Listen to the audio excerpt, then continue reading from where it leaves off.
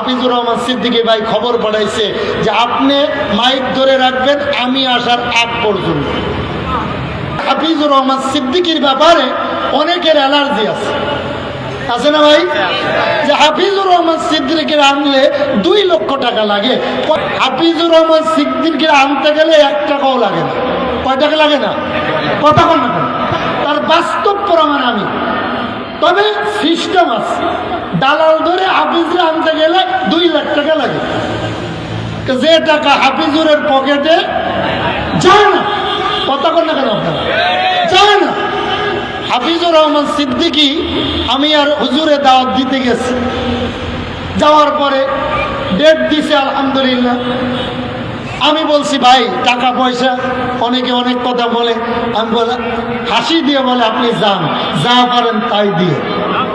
আলহামদুলিল্লাহ কয় না, বাড়িতে কয় না আলহামদুলিল্লাহ। হাফিজুর রহমান সিদ্দিকীর নিয়ে যাদের অ্যালার্জি হবে আমি মনে করব তার জন্মের ভিতরে অ্যালার্জি আছে।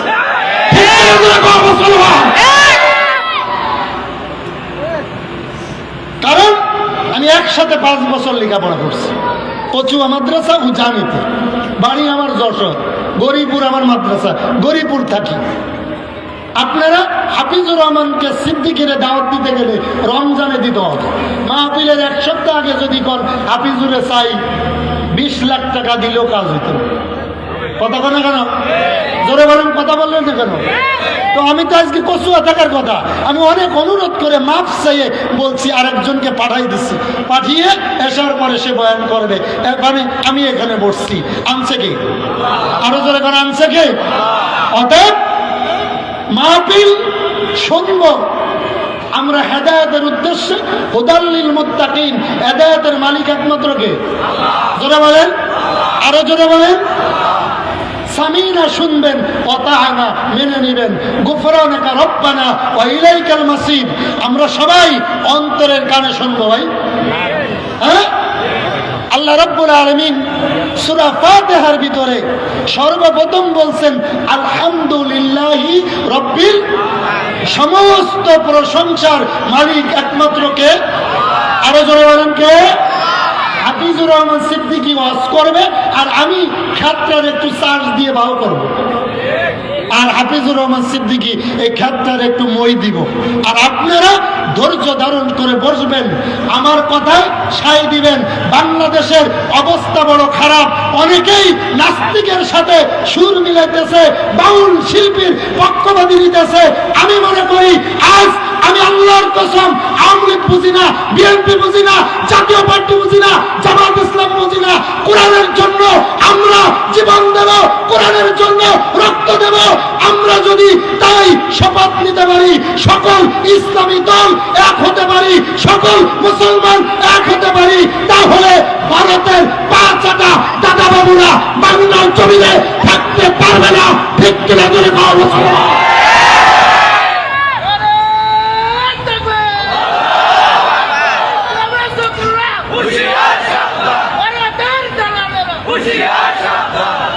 বন্ধুগণের মনোযোগ দিবেন।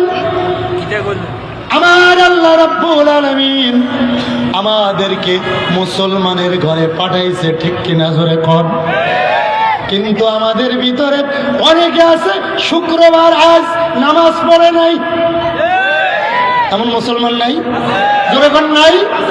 বন্ধু, আমাদের যুগটা বড় খারাপ। বুখারী শরীফের একটা হাদিসের একটা অংশ বলবো। অনেক আলেমেরা আছে গল্প কিচ্ছা বলতে আসি নাই, আমিও কিছু শিখবো, আপনাদেরকেও শিখাবো। কথা বলো কেন? বন্ধু গভীর মনোযোগ দিতে হবে। রাসূল আমার বলেন ওয়াইজা কানা উমুরুকুম ওয়া শিরারুকুম ওয়া আগনিয়াকুম বুখালাউকুম উমুরুকুম ইলা নিসাইকুম।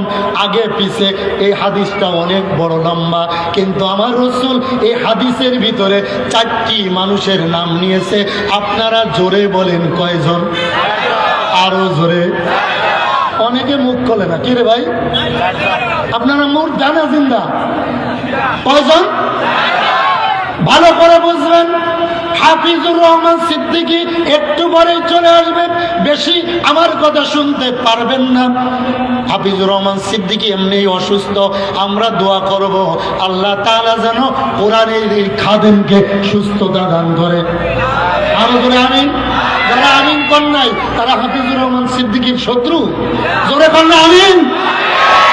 বন্ধু গভীর মনোযোগ, নবীজি আমার ডাক দিয়ে বলেন, হে আখিরি জামানার উম্মত ভালো করে শুনবা, যখন তোমরা দেখবা 4 শ্রেণীর লোক সমাজে বসবাস করবে, তখন মনে করবা কিয়ামত অতি নিকটে।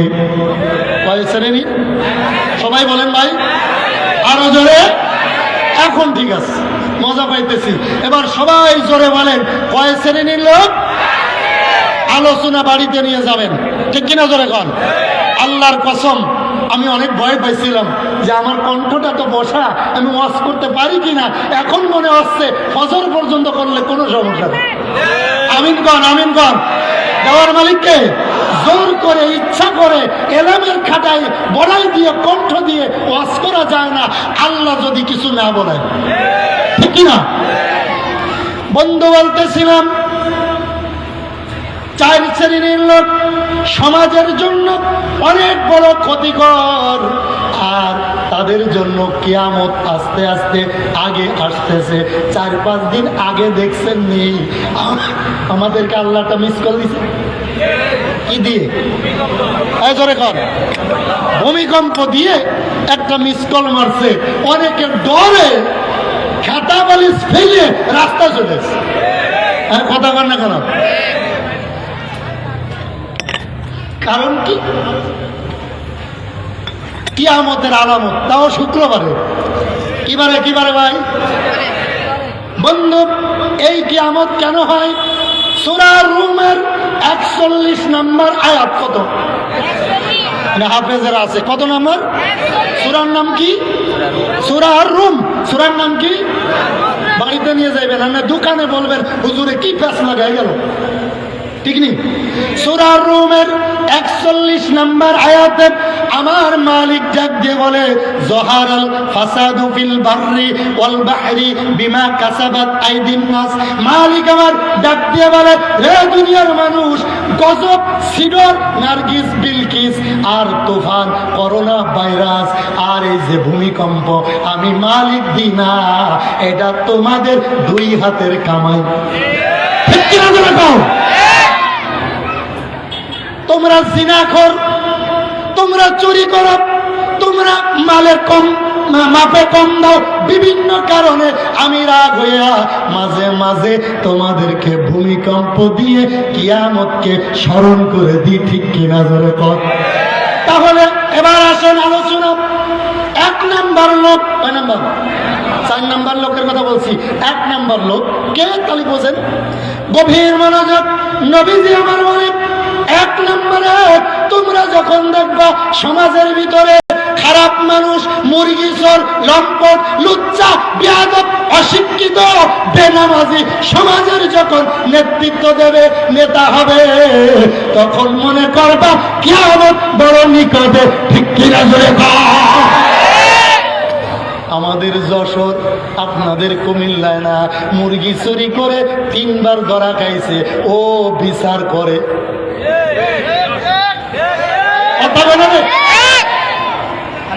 3 বার আরেকজনের স্ত্রীর সাথে ধরা খাইছে, খারাপ কাজ করে, মেম্বার, চেয়ারম্যান, লম্পট, নামাজ কালাম নাই, 24 ঘন্টা ইসলামের বিরোধিতা করে। ওই লোকটা আরেকজনের স্ত্রীরে তালাক দিয়ে দেয় স্বামীর অনুমতি ছাড়া, কারণ 2 পার্টির থেকে 10,000 করে 20,000 হাদিয়া খাইছে। ঘুষ না কিন্তু, কি কি কি কথা বলে রে? ঘুষ খাইয়া আরেকজন বউরে তালাক দিয়ে দেয়। আলমদের কোনো দাম নাই, চেয়ারম্যান, মেম্বার, মন্ত্রী, মিনিস্টার, এলাকার সমাজের খারাপ লোককে বিচার করে ফতুয়া দিয়ে দেয়। এই জন্য অনেক ডাক্তারে দুঃখ করে ডাক্তারি ছেড়ে দিতেছে। কেন কেন কেন?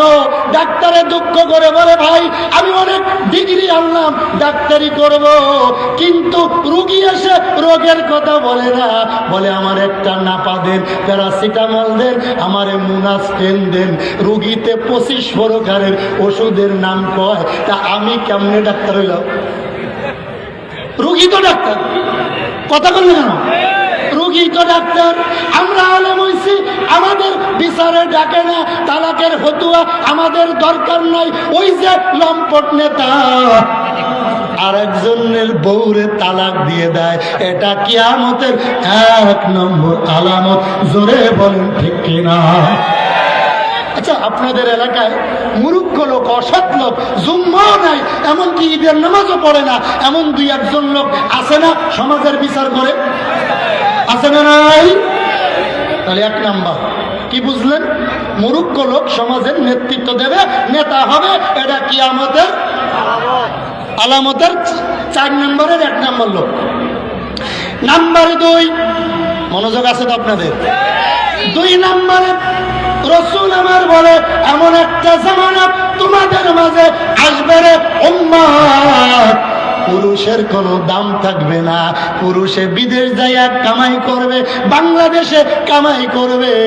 পুরুষের টাকা নিয়ে মহিলা হাতে ব্যাগ নিয়ে বাজার করবে। এই জন্য এখন মাছ বাজারে মহিলা, দুধ বাজারে মহিলা, ও মা কাপড় বাজার তো ঢুকাই দেয় না। আপনাদের কুমিল্লায় নাই? আমি গরিপুর থাকি, মাছ বাজারও দুধ বাজারও মহিলা। 500 টাকা মাছের দাম কইছে, ওই লাইলি বেগম 700 টাকা দিয়ে মাছ কিনে নিয়ে গেছে। কারণ এই টাকা তো লাইলির না, লাইলির গোলাম থাকে আমেরিকা। কথা কয় না? এমন আজ করো, দাওয়াত দিবিনি কর, খবর আছে আজকে। কি কর বন্ধু? গভীর মনোযোগ, ভালো করে বুঝবেন। নবীজি আমার বলে, হে উম্মত, নারীরা পুরুষের কোনো দাম দিবে না, স্বামীকে মূল্যায়ন করবে না। এমন একটা জামানা আসবে, স্বামীর থেকে দেওরের দাম বেশি হয়ে যাবে। আর মাশাআল্লাহ, এক ঘরে মানুষ 3 জন, মোবাইল 9টা, এমন ঘর 2-1টা কুমিল্লায় আছে না? নাই? নবীজি আমার বলেন, এমন একটি জামানা আসবে, পুরুষেরা, আমাদের দেশের যুবকেরা এত বেয়াদব, এত বেয়াদব, এত বেয়াদব, বিদেশ যাওয়ার আগে বোন নামে অ্যাকাউন্ট করে রাখে, আর বিদেশ যাওয়ার পরে টাকা পাঠায়। এবার মহিলার কাছে পর্দার হজ মানে না, কারণ অ্যাকাউন্টের কাগজপত্র লাইলির নামে। মানে আমি বলবো, হুজুর, আমি বলবো বাবি বাজারে যাইয়েন না, তা বাবি কইব, হুজুর আপনার হতুয়া কবর দেন, কারণ অ্যাকাউন্ট কিন্তু আমার নামে। এই কথা পাচ্ছে কেউ? এই জন্য নবীজি আমার বলেন, ওই জামানায় যারা থাকবে তাদের কিয়ামত ধেয়ে ধেয়ে আসবে। মাঝে মাঝে মুসিবত আসবে, করোনা ভাইরাস আসবে, তুফান আসবে, সিডর আসবে, মাঝে মাঝে ভূমিকম্প হবে। আমি আল্লাহ এগুলো দিই না, তোদের মাছ বাজারে মহিলা দেখে আমি আল্লাহ সইতে পারি না। বন্ধু আমার, গভীর মনোযোগ। এবার যুবকদেরকে বলবো, রে যুবকরা, যারা বিয়ে করো নাই তারা হাত তোলো, একটু হাত তোলো। যারা বিয়ে করো নাই একটু হাত তোলো ভাই। যারা বিয়ে করো নাই বলো, ও আল্লাহ, জোরে বলো, ও আল্লাহ, আমরা আজকে নিয়ত করলাম বোন নামে কোনোদিন অ্যাকাউন্ট করতাম না। কয় না, কয় না, কয় না, বলে, ও আল্লাহ, সবাই জোরে, ও আল্লাহ, আজ থেকে ওয়াদা করলাম বোন নামে অ্যাকাউন্ট করতাম না। এই কাজ যদি ওয়াদা করতে পারেন, কসম আল্লাহর, মহিলাদের বাজারে আড্ডা একটু কমবে। কারণ মহিলার কাছে টাকা থাকলে মহিলা থাকে না, 10 জন পুরুষের সমান শক্তি এসে যায়, ঠিক কিনা? এই জন্য 300 টাকার শাড়ি 900 টাকার দাম হয়, 200 টাকার মাছ 500 টাকা দিয়ে কিনতে হয়। আমি লিয়াকত আলী আর আব্দুল আজিজ জিহাদির কোনো পাট নাই। রমজান মাসে গরিপুর বাজারে একটি আমার কাপড় কিনতে গেলাম বাড়ির জন্য, আমার মায়ের জন্য শাড়ি কাপড়, যে দেখি 7-8টা সুন্দরী মহিলা দোকানে বসা। দূর থেকে দোকানওয়ালা ডাক দিয়ে কয়, হুজুর আইসি, গেট আউট। আপনি পরে আসেন আর মহিলার আপা বোন এক কাপ চা খান, রোজার দিনে বলে চা খাইতো। কত বড় দোকানদারে ফার্ম দিছে রে। এটা নিমসার বাজারে নাই, হ্যাঁ, চান্দিনা নাই, কুমিল্লা নাই, আছে।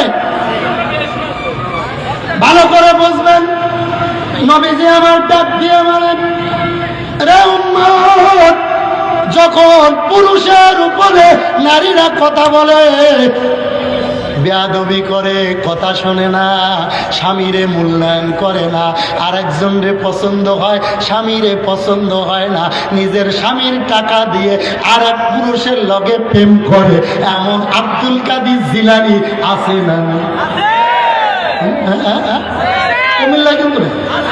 আমি যত কথা বলতেছি যশোরে, আমি আবার মাইর খাবো নি, এমন ভাত তো খাইছি না। কেউ আজ করলে বাদ দিব কেউ? বন্ধু গভীর মনোযোগ, দুঃখ করে আমার রাসূল ডাক দিয়ে বলে, রে উম্মত, ভালো করে বুঝবি রে উম্মত, যখন দেখবি তোমার থেকে তোমার স্ত্রী বেশি বোঝে, নারীর নেতৃত্ব চলে, ঘন ঘন নারীদের কথা মতো আমি আর আপনি চলি, টাকা আমার বাজারের ব্যাগ আলো নারীর কাছে। আপনি মাছ কিনলে পছন্দ হয় না, শ্বশুরে মাছ কিনলে বৌমা বলে মাছ পচা, বেগুন কিনলে বলে শুকায় গেছে বেগুন, মূলা কিনলে পছন্দ হয় না, তরকারি পছন্দ হয় না। এবার বৌমা ডাক দিয়ে কয় শ্বশুরকে, আব্বা আপনার চোখ ভালো না, এটা কি আনছেন? শ্বশুরে এবার ডাক দিয়ে কয়, বৌমা আর আমি বাজারে, এই কথা বল না, আর বাজারে যাইতাম না রে বৌমা, তোর বাজার তুই করে খা। বৌমা মনে মনে কয়, এটার লেগে তো বৌমা কি কয়, তাহাজ্জুদ করে ডাক দিয়ে কয়, মালিক আমার শ্বশুর এত ভালো হইল কেমনি? বিচার তারা কথা বলে।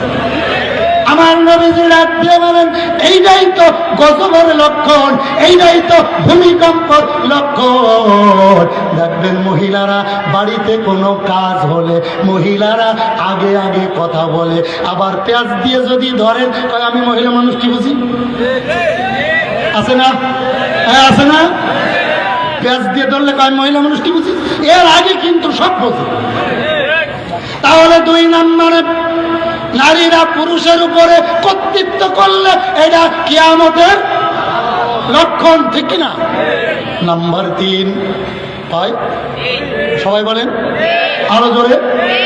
নাম্বার 3, নবীজি আমার ডাক দিয়ে বলেন, এমন একটা জামানা আসবে তোমাদের ভিতরে মাহফিলে, মাদ্রাসায়, মসজিদে ধনী ব্যক্তিরা টাকা পয়সা কম দিবে, যাকাত দিবে না, যাকাতের পরিবর্তে টাকাগুলো হিসাব করে সুদে লাগাবে।